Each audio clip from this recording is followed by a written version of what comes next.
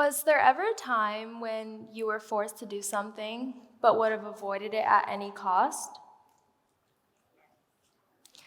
Well, if I had been asked to give this TED Talk wearing this dress even 5 years ago, I would not have had the courage. I'm a Kurdish American sophomore wearing a traditional Kurdish dress. Being a first-generation American, I consider myself in touch with my culture.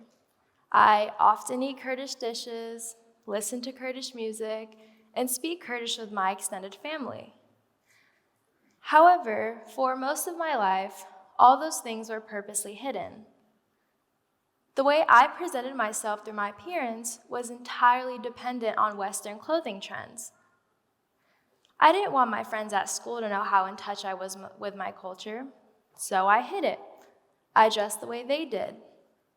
I avoided showing anyone pictures of me wearing these dresses and became so pressured I wanted to begin wearing Hollister skinny jeans and a Justice t-shirt to these cultural events. In that, I wasn't only hiding my Kurdish dress, but also who I am.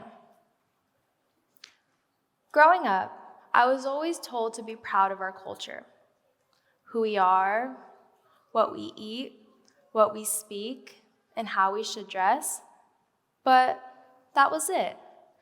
I was never taught how to embrace my culture with comfort. I was only told that I should. I've experienced multiple instances of racist comments towards my family and myself, and that was when we were dressed in Western clothing.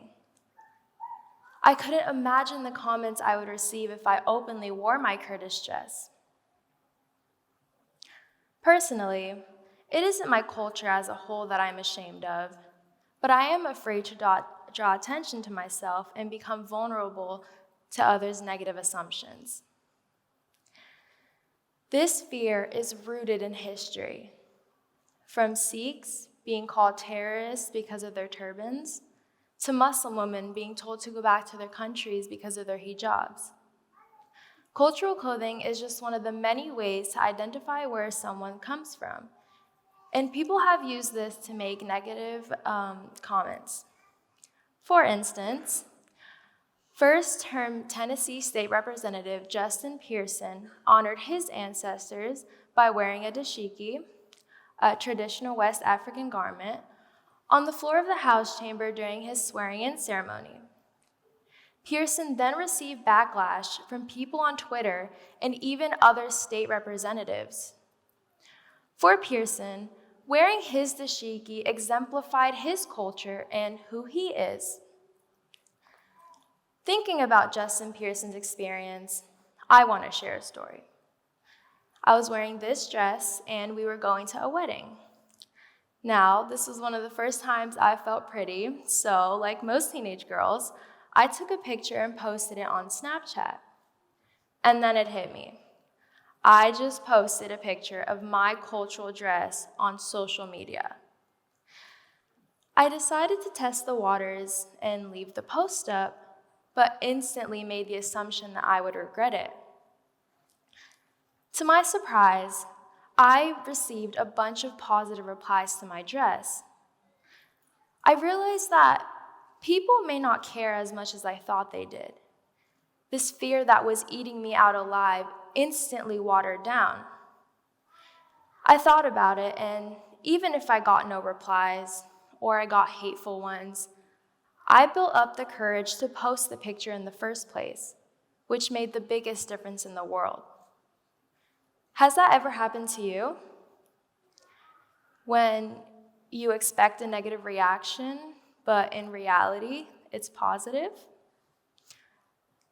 I don't want to stand up here telling you all you should be prouder of your culture.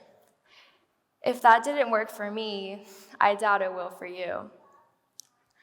By sharing my journey of how I now embrace my cultural dress, I encourage you all to do the same. Now, I'm not as afraid to draw attention to myself. My journey has become wearing jeans and a t-shirt one day, and my Kurdish dress another. I challenge you. Go into your closet and pull out that dashiki, or your sari, or your kimono, and I'll pick out my Kurdish dress. Even if you may not have a set cultural clothing piece, wear whatever makes you, you. Ultimately, that outfit isn't for your friends or your followers or your family that urge you to be prouder of your culture. It's solely for your journey towards being even just a little okay with embracing your cultural clothing, because everyone deserves the joy of embodying who they are.